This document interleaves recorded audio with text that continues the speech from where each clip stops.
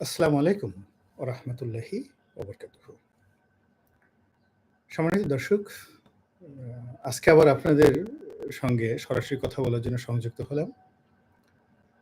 বিষয়টি অত্যন্ত গুরুত্বপূর্ণ এবং আমরা এই একটি ঐতিহাসিক যে পরিবর্তন আমাদের রাজনৈতিক পট পরিবর্তন হলো, যে গণ-অভ্যুত্থান হলো এবং সেই গণ-অভ্যুত্থানের পর আমাদের জাতীয় জীবনের গত ১৫ বছরের যে পুঞ্জীভূত ক্ষোভ এবং বিক্ষোভ, এটি আমরা তার যে ইতিবাচক দিক, সেই ইতিবাচক দিক আমরা দেখলাম শেখ হাসিনার পালিয়ে যাওয়ার মাধ্যমে। এবং শেখ হাসিনার পালিয়ে যাওয়ার পর বা আওয়ামী লীগের পতন হওয়ার পর দেশের সার্বিক অবস্থা কেমন হবে, এটি নিয়ে কিন্তু অনেক শঙ্কা ছিল আমাদের মধ্যে। এমনকি আওয়ামী লীগের যারা নেতা ছিলেন বিভিন্ন সময়টিতে, তারা ক্ষমতায় থেকে ক্ষমতার চেয়ারে বসে বলার চেষ্টা করেছেন যে যদি আগামী দিনে আওয়ামী লীগের পতন হয়, সারা দেশে আওয়ামী লীগের নেতাকর্মীদের পিঠের চামড়া থাকবে না এবং একদিনে ১০ লাখ লোক হত্যাকাণ্ডের শিকার হবে। ওবায়দুল কাদের সাহেবের কথা। এভাবে আওয়ামী লীগের অনেক বড়, বড় মানুষ এই কথাগুলো বলেছেন।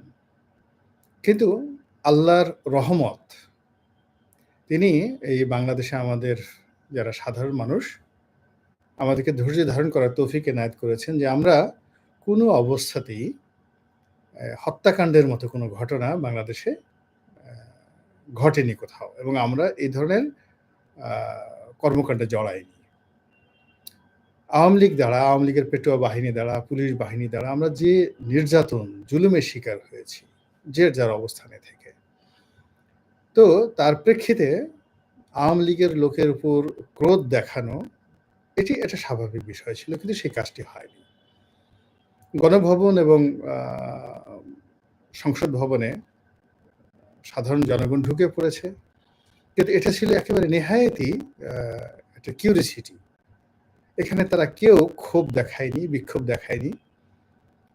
যখন এই দীর্ঘদিন এই হাউসকে কেন্দ্র করে বা এই ভবনকে কেন্দ্র করে অন্যায় এবং অবিচার ছিল, সেখানে জনগণ ঢুকতে চেয়েছে এবং আমাদের পার্শ্ববর্তী দেশ প্রতিবেশী শ্রীলঙ্কা, শ্রীলঙ্কাতে যে প্রেসিডেন্ট প্রাসাদকে কেন্দ্র করে যে ঘটনাগুলো ঘটেছে, ঠিক ওইরকমই একটা ঘটনার স্বপ্ন মানুষ দেখেছিল। ফলে যখন এই গণঅভ্যুত্থানটি সফল হলো, অভাবিতভাবে মানুষ এই গণভবনের দরজা ভেঙে ফেললো, ওয়াল ভেঙে ফেললো এবং সেখানে ঢুকলো এবং ঢুকার পরে যা হবার তাই হলো, কিন্তু এর মধ্যে কোনো রকম সন্ত্রাস হয়নি।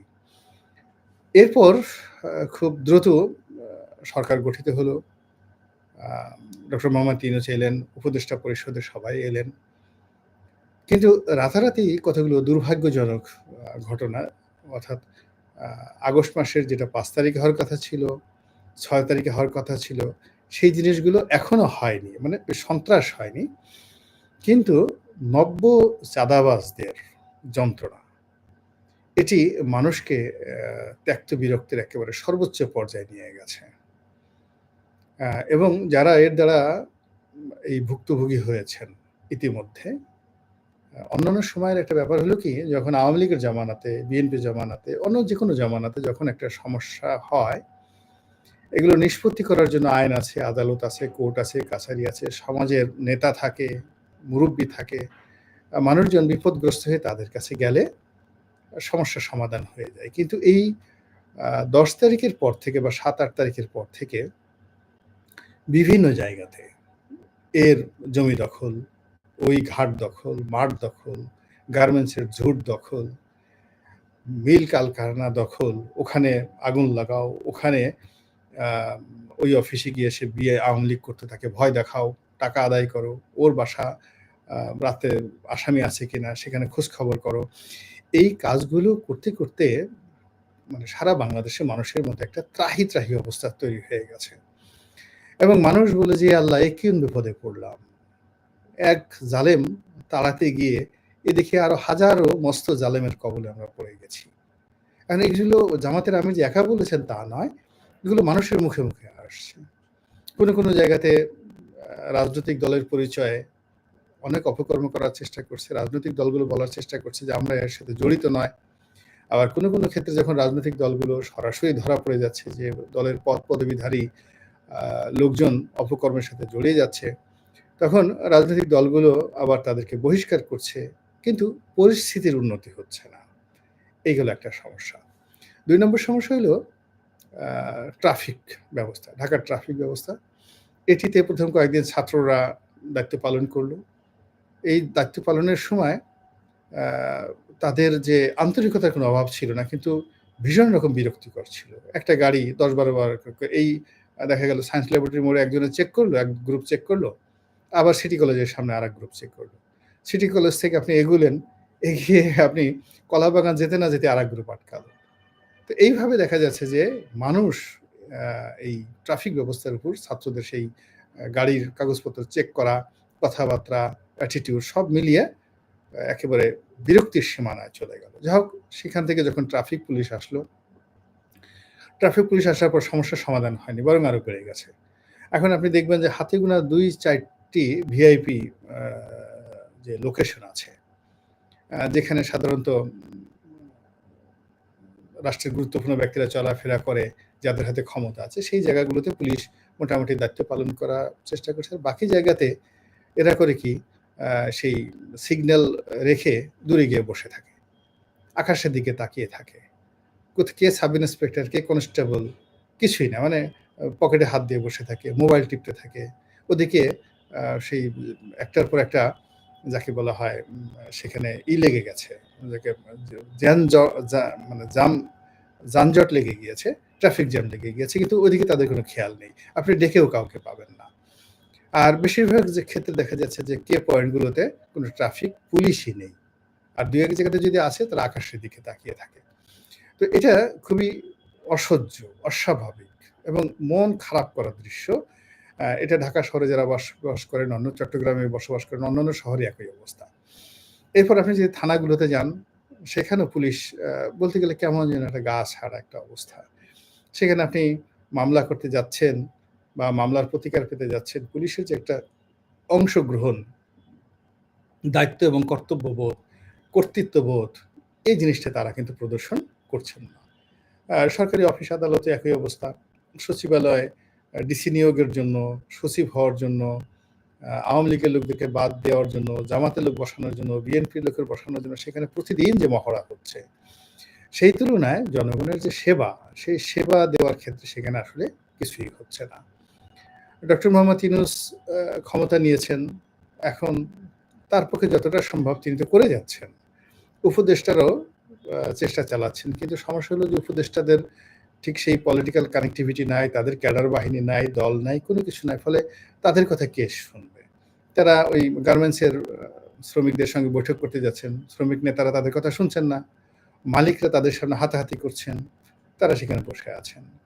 এইভাবে সব সেক্টরে মানে এরকম একটা বিশ্রী অবস্থা তৈরি হয়েছে যে জনজীবন মানে যাকে বলা হয় কেউ স্বস্তিতে নেই। এরপরে সবচেয়ে বেশি ভয়াবহ অবস্থা তৈরি হয় সন্ধ্যার পরে। আমি ঢাকা শহরে থাকি, গ্রামেও দেখি গ্রামের অনেক জায়গাতে চুরি হচ্ছে, ডাকাতি হচ্ছে, লুটপাট হচ্ছে। তারপর সন্দেহজনক কর্মকাণ্ড। কোনো অবস্থাতেই স্বস্তিতে যে আপনি ঘুরবেন সেই অবস্থাতে নাই। তো এই কারণে সেনাবাহিনী থেকে শুরু করে পুলিশ বাহিনী সবার প্রতি সাধারণ মানুষের একটা দাবি যে ইমিডিয়েটলি আইন শৃঙ্খলা মানে আইন শৃঙ্খলাটাকে একটা সিস্টেমের মধ্যে আনেন, সহনীয় পর্যায়ে আনেন। বাংলাদেশ ব্যাংকের রিজার্ভ বাড়বে, ব্যাংক ব্যবস্থা ভালো হবে, বিদেশ থেকে লোন আসবে, ভবিষ্যতে সংস্কার হবে, নির্বাচন হবে, আওয়ামী লীগ ক্ষমতায় আসবে না, বিএনপি আসবে, জামাত আসবে। এগুলো এখন মানুষের কাছে এই মুহূর্তে দ্বিতীয়, তৃতীয় বা চতুর্থ স্তরের কল্পনায় চলে গেছে। এখন এই মুহূর্তে তাদের দরকার হলো নিরাপত্তা, সামাজিক নিরাপত্তা। তো এই সামাজিক নিরাপত্তা পুলিশকে দিয়ে হচ্ছে না, রাজনৈতিক নেতৃবৃন্দকে দেয়া হচ্ছে না। কোনো এলাকাতে কোনো রাজনৈতিক নেতার কোনো কমান্ড কেউ মানছে না। সেটা বিএনপির হোক, জামাতের হোক, আওয়ামী লীগের লোক তো পুরো আউটই। মানে কোনো কমান্ড মানছে না। তো এরকম একটা হ্যাপহ্যাজার্ড অবস্থার মধ্যে অনেকেই সেনাবাহিনীকে ম্যাজিস্ট্রেসি পাওয়ার দিয়ে ঠিক ওই যে আগে যেভাবে অপারেশন ক্লিন হার্ট হয়েছিল, ওইরকম একটা অভিযান পরিচালনা করার জন্য অনেকেই কিন্তু দাবি তুলছিলেন। এবং আমিও বিভিন্ন সময়টাতে এটা নিয়ে বলেছি যে এখন সরকারের যে অবস্থা, সেই অবস্থাতে আ এরকম জরুরি অবস্থা দেওয়া বা সেনাবাহিনীকে সেই ম্যাজিস্ট্রেসি ক্ষমতা দিয়ে মাঠে নামানো, তারপরে জরুরি অবস্থা দেওয়া, এমনকি প্রয়োজন হলে মার্শাল ল দিয়ে হলেও ডক্টর ইউনূসের ক্ষমতাকে টিকিয়ে রাখতে হবে। এবং এই জায়গাতে যদি ডক্টর ইউনূস একদিন দেরি করেন তাহলে তার সেই আ ঝুঁকি বাড়তে থাকবে। তো তারই প্রেক্ষিতে আজকের পত্রপত্রিকায় এসছে, যেটা মূলত গতকাল সিদ্ধান্ত নেওয়া হয়েছে যে সেনাবাহিনীকে ম্যাজিস্ট্রেসি পাওয়ার দিয়ে মাঠে নামানো হয়েছে।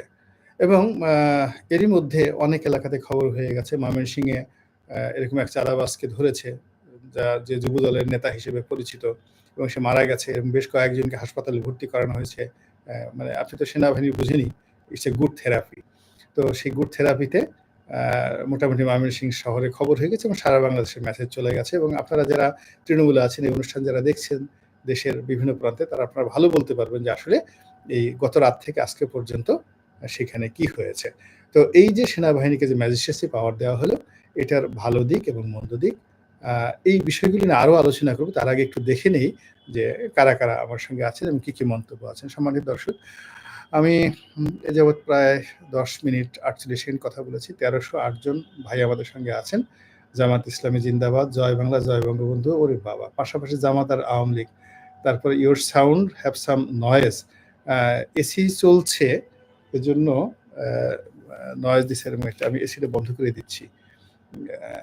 আচ্ছা, যাই হোক, সাউন্ড হ্যাভ সাম নয়েজ। তারপরে হলো ঘুষ নাই, এর জন্য সমস্যা। আসসালামু আলাইকুম স্যার, কেমন আছেন আপনি? আজ আপনার একটা সাহায্য প্রয়োজন, আপনার কাছ থেকে। নির্বাচনী এলাকা বাউফল থানার একজন নাগরিক একজন বলছেন, তারেক জিয়া ছাড়া বাংলাদেশ কল্পনা করা যাবে না, আপনি এটা বলেন প্লিজ। তারেক জিয়া ছাড়া বাংলাদেশ কল্পনা করা যাবে না স্যার, এইটা আপনি বলেন প্লিজ। এই তো বলে দিলাম আপনার কথা মতো। জয় বাংলা, জয় শেখ হাসিনা, সরকার বারবার দরকার। আচ্ছা, সোহাগ অফিসিয়াল, মানে আপনি এখনো পর্যন্ত জয় বাংলা, জয় শেখ হাসিনা বা জয় শেখ হাসিনা সরকার বারবার দরকার। প্রত্যেকটা জিনিসের স্থানকাল পাত্র আছে। Brother, this not the time. জয় বাংলা বলতে, জয় হাসিনা বলতে আরো অনেক অনেক বছর অপেক্ষা করতে হবে। তো অবাক করতে হবে, ভুল ভ্রান্তিগুলো যাকে বলা হবে। আরেকজন লিখছে Tarikur Rahman Fahim, boycott BNP, boycott BNP. মানে বিএনপি নমিনেটেড ব্যক্তি হিসেবে জনসভায় গিয়েছিলেন নাকি? না ভাই, আমি বিএনপির নমিনেটেড ব্যক্তি হিসেবে জনসভায় যাইনি, দূর থেকে জনসভা দেখেছি। বিএনপিতে আমার কোনো পদ নাই, পদবি নাই। আমি একজন নিরপেক্ষ ব্যক্তি হিসেবে কথাবার্তা বলার চেষ্টা করছি। এই হলো অবস্থা। আগামীতে মনোনয়ন পাবো। আরেকজন বলছেন, মহাপণ্ডিত সব জানতা রনি হাজির। কি সোনিয়া নেহা। নেহা, অবশ্যই পাণ্ডিত্য আছে। আমার পাণ্ডিত্য আছে। দীর্ঘদিন যাবৎ পড়াশোনা করছি এবং বাংলাদেশে গোলাম মোল্লা রনির সামনে কথা বলা বা কলম ধরার সামনে যদি কারো আপনাদের সাহস থাকে, একদিন আমাকে ডাকেন বা আমি আসবো। তো আমার পাণ্ডিত্য আছে বলেই আমি পাণ্ডিত্য দেখাচ্ছি। নির্বুদ্ধিতা নিয়ে কখনো কেউ পাণ্ডিত্য দেখাতে পারে না। এবং পাণ্ডিত্যের একটা হলো, মানে বিপদ হলো যে কোনো মানুষ যদি কোনো একটা বিষয় জানে, সে বসে থাকতে পারে না। এটা মানুষকে সাহসী করে তোলে। তো সেটা আছে। আর সব জানতা, আমি সব জানি না। আমি কিছু, কিছু জানি, বাট আমি সব জানি না। এই গেল। আরেকজন বললেন বয়কট বিএনপি। রনি সাহেব, এবার যদি বিএনপি থেকে মনোনয়ন না পান তাহলে কি এবার জাতীয় পার্টিতে যোগ দিবেন? না রে ভাই, এবার আপনাদেরকে একটা কথা বলি, বিএনপি থেকে মনোনয়ন চাইবো কিনা এখনো কিন্তু সিদ্ধান্ত নেইনি। আমি ২০১৪ সনে আওয়ামী লীগের মনোনয়ন চাইনি। এই কারণে চাইনি যে তখন বিএনপি অংশগ্রহণ করেনি। আপনাদের এই অনুষ্ঠানে আমি আজকে বললাম যে আগামীতে যদি সব দল অংশগ্রহণ না করে, সব দল ইনক্লুডিং আওয়ামী লীগ, সব দলকে যদি নির্বাচনে না আনে, সেক্ষেত্রে বিএনপির মনোনয়ন পত্রই কিনবো না। ইলেকশন তো দূরের কথা, মনোনয়ন পত্রই কিনবো না, একই অবস্থা। আপনারা বুঝতে পারছেন বাংলার কথা? আবার আপনাকে বলি, ইতিহাসের জানা অজানা, আবারও আপনাকে বলছি যে সব মানুষকে নিজের মাপকাঠি দ্বারা মাপবেন না। সব মানুষ নমিনেশন চায় না, সব মানুষ এমপি হতে চায় না, সব মানুষ ক্ষমতায় যেতে চায় না। কিছু, কিছু মানুষ আছে যারা আমার মতো কথা বলতে চায়। তো এই হলো ইতিহাসের জানা অজানা ব্যক্তি যে ভাই আছেন তার নিকট বক্তব্য আরকি। যিনি বঙ্গবন্ধু বলা বাদ দিতে পারেন না, তিনি কখনো বিএনপি হতে পারেন না। আমি বিএনপি হতে চাই না। বঙ্গবন্ধুকে সবসময় বঙ্গবন্ধুই বলব। এতে যদি বিএনপি মনোনয়ন না দেয়, দেবে না, অসুবিধাটা কি? কিন্তু আমি আমার মতো বলে যাবো আরকি। এই অবস্থা। আইন আদালত নিয়ে কিছু বলুন। পুলিশ আসামি ধরছে না, তাই কোর্টে মামলা হচ্ছে না। জয় ইন্ডিয়া, জয় ইসরায়েল, জয় শেখ হাসিনা, নাউজুবিল্লাহ মিন জালেক। একজন বলছেন মিস্টার রহিম। আরেকজন বলছেন সরকারের প্রয়োজন নয়, সেনাবাহিনী ক্ষমতায় থাক, রাজনীতির দল বিলুপ্ত করা হোক, তাহলে দেশে অশান্তি থাকবে না। মাত্র 18 ঘন্টার মধ্যে সবই ঠান্ডা। অনেক বক্তব্য। এখানে যেহেতু মানুষ যখন একটা প্ল্যাটফর্ম পায় তখন যে যার মতো কথা বলতে থাকে। এখানে মূল ব্যাপার হলো যে অতীতে আমাদের দেশে কিন্তু সামরিক শাসন বহুবার এসেছে। স্পেশাল ক্ষমতা দিয়ে বঙ্গবন্ধু রক্ষী বাহিনীকে মাঠে নামিয়েছেন এবং এ যাবৎকালে কোনো আইনশৃঙ্খলা রক্ষাকারী বাহিনী মাঠে যত তাণ্ডব চালিয়েছে, অত্যাচার জুলুম চালিয়েছে, রক্ষী বাহিনীর রেকর্ড কেউ ব্রেক করতে পারেনি। বঙ্গবন্ধুর রক্ষী বাহিনী বাংলাদেশের সবচেয়ে বেশি জুলুম অত্যাচার চালিয়েছে। জাসদের যারা নেতা হাসানুল হক ইনু থেকে শুরু করে অন্যান্য যারা আছেন তারা প্রকাশ্যে বলে আসছেন যে এই রক্ষী বাহিনীর হাতে 30,000, আবার আমি বলছি 30,000 জাসদের নেতা কর্মী মারা গিয়েছে, গুলি করে মেরে ফেলেছে 1 থেকে 2 বছরের মধ্যে। আপনি বুঝতে পারেন যে রক্ষী বাহিনী কি পরিমাণ তাণ্ডব চালিয়েছে। এরপরে রক্ষী বাহিনীর পর আসলো জিয়াউর রহমান সাহেবের জমানাতে মার্শাল্লাহ, তারপর এরশাদের জামানাতে দীর্ঘদিন মার্শাল্লাহ, জরুরি অবস্থা, কারফিউ, পুরো এরশাদের 9টি বছর আমরা ভোগ করেছি। এরপর 111-এর সময় আমরা মার্শাল্লাহ দেখেছি। তারপরে বিএনপির ক্ষমতায় আসার পর যখন আমরা দেখলাম যে অপারেশন ক্লিন হার্ট হলো, সেই জিনিসগুলো আমরা দেখেছি। অর্থাৎ আমাদের দেশের যে সেনাবাহিনী, আমরা তাদেরকে চিনি, আর সেনাবাহিনীও আমাদেরকে চিনে। তো সেনাবাহিনীর যে অপারেশনটা, এই অপারেশনটা আসলে একটা সাময়িক প্রশান্তি আনবে। মানে তারা পুরো পরিস্থিতি নিয়ন্ত্রণ করতে তাদের 2 থেকে 3 দিন সময় লাগবে। আর এটি তারা বড়জোর 2 থেকে 3 মাস এটাকে তারা কন্টিনিউ করতে পারবে। 3 মাস পরে আবার মানুষ কিন্তু তাদের ভয়টা ভেঙে যাবে। তো কাজেই এই 3 মাসের মধ্যেই পুলিশ বাহিনীকে গড়ে তুলতে হবে। এই 3 মাসের মধ্যে রাজনৈতিক নেতৃত্বকে ঘুরে দাঁড়াতে হবে এবং এই 3 মাসের মধ্যেই সেনাবাহিনীকে তার স্থান পরিবর্তন করতে হবে। আপনি দেখেন 111-এর সময় যে জিনিসটা হয়েছিল, সেনাবাহিনীর অনেক ঊর্ধ্বতন কর্মকর্তাদের বিরুদ্ধে কিন্তু দুর্নীতির অভিযোগ এসেছিল এবং গত যে 15 বছরে আওয়ামী লীগ যেভাবে সেনাবাহিনীকে দলীয় কর্মে ব্যবহৃত করেছে, ইলেকশনের কাণ্ডে ব্যবহার করেছে, তাতে সেনাবাহিনীর কিন্তু অনেক ক্ষেত্রে ইমেজ ক্ষুণ্ণ হয়েছে। এ তো সত্য কথা। দীর্ঘ সময় এখন যেভাবে ধরেন দীর্ঘ সময় যেভাবে টহল দিচ্ছে, এভাবে যদি দীর্ঘ সময় টহল দেয় তাহলে সেনাবাহিনী সম্পর্কেও কিন্তু মানুষের ভয় এবং ভীতি থাকবে না এবং এটা আমাদের তখন আমাদের যে শেষ আশ্রয়স্থল সেনাবাহিনী, সেটা যদি তাদের ইমেজ হারিয়ে ফেলে এবং তাদের সঙ্গে যদি আমাদের সম্পর্ক নষ্ট হয়ে যায়, তো কোনো অবস্থাতেই এটা রাষ্ট্রের অস্তিত্বের জন্য ভালো হবে না এবং যারা প্রতিপক্ষ, এই গণ অভ্যুত্থানে যারা প্রতিপক্ষ, তারা সবচেয়ে বেশি খুশি হবে। এই গেল এক। 2 নম্বর হলো যে এখন এই যে সেনাবাহিনী যে অপারেশনটা চালাবে, সেই অপারেশন খুবই সেনসিটিভ, তারপরেও খুবই সত্য কথা। এই অপারেশন চলাকালীন সময়ে সবচেয়ে বেশি ক্ষতিগ্রস্ত এখন হবে সেই সমস্ত সন্ত্রাসী যারা এই 5 তারিখের পর থেকে বিভিন্ন এলাকাতে প্রভাব বিস্তার করেছে, চাঁদাবাজি করেছে, জুলুম করেছে। এখন আপনারা বলেন তো এদের রাজনৈতিক পরিচয় কি? এরা কি আওয়ামী লীগের লোক না কোন দলের লোক? তো ক্ষতি হবে কাদের? এই সেনাবাহিনী যে 7 দিন মাঠে থাকে, কাদের ক্ষতি হবে? তো এই জিনিসটা কিন্তু বুঝতে হবে এবং এই সময়টাতে যারা রাজনৈতিকভাবে, প্রশাসনিকভাবে এই ক্ষতির মুখোমুখি হবেন, তারা ইচ্ছে করলে আবার 3 মাস 4 মাস পরে গিয়ে গা ঝাড়া দিয়ে তারা বের হতে পারবেন, নট লাইক দ্যাট। এবং এখানে সেনাবাহিনীকে যে ম্যাজিস্ট্রেসি ক্ষমতা দেওয়া হয়েছে, এই ম্যাজিস্ট্রেসি ক্ষমতায় তারা জাস্ট মোবাইল কোর্টের মতো ধরবেন, পিটনি দিবেন, জেলে পাঠাবেন সঙ্গে সঙ্গে। কোনো কোর্ট কাছারিতে যেতে হবে না এবং 2 বছর পর্যন্ত যদি সাজা হয়ে যায়, এভাবে যদি 1000 লোক সারা বাংলাদেশ থেকে এই সময়টাতে জেলে যান, এই 5,000 লোক কিন্তু একটা রাজনৈতিক দলের শক্তির প্রতিভূ এবং এই শক্তিটি যদি এই মুহূর্তে ব্যাকফুটেজে চলে যায়, তাহলে সেই রাজনৈতিক দলটি আগামী 2, 4, 5 বছরে আবার দাঁড়াতে পারবেন না। এরপরে যেটা আছে কি, এই সময়টাতে যদি যে রাজনৈতিক দলগুলো এই মুহূর্তে ক্ষমতা ভোগ করছেন, তাদের উপর যদি দমন পীড়ন চলে, তাহলে যারা গর্তের মধ্যে লুকিয়ে ছিলেন বা আওয়ামী লীগের যে সমস্ত লোক পালিয়ে গেছেন, তারা একটা ব্রিদিং স্পেস পাবে। এবং এই ব্রিদিং স্পেসটা কিন্তু বাংলাদেশের এই যে আন্দোলন, সেই আন্দোলনের জন্য একটা বিরাট হুমকি। এরপরে জামাতের ক্ষেত্রেও এই জিনিসটা আ বা ইতিমধ্যে দেখা যাচ্ছে যে অনেকগুলো ঘটনা ঘটে গেছে। যার জন্য সেনাবাহিনীর এই যে ম্যাজিস্ট্রেসি পাওয়ার, এটা জামাতের জন্য খুব আরামদায়ক হবে না এবং যাকে বলা হয় এটি তাদের জন্য খুব ইতিবাচক ফল আনবে না। ফলে আমি মনে করি যে সেনাবাহিনী যত দ্রুত সম্ভব এই আইনশৃঙ্খলা একটা পরিস্থিতি স্বাভাবিক করে তারা যদি আবার কিছুদিনের জন্য ব্যারাকে চলে যান, আবার প্রয়োজন হলে আবার আসেন, কিন্তু বেসামরিক প্রশাসনকে এই সময়ের মধ্যে শক্তিশালী হতে হবে। আর যদি সেটাই না করা যায়, যদি সেনাবাহিনীকে এই তাদেরকে ৬০ দিনের সময় দেওয়া হয়েছে। 60 ডেজ। এই 60 ডেজের মধ্যে যদি তারা পুরো পরিস্থিতি নিয়ন্ত্রণ করতে না পারেন, বিশ্বাস করেন আমাদেরকে মার্শাল ল ছাড়া আমাদের এখান থেকে বের হওয়া যাবে না।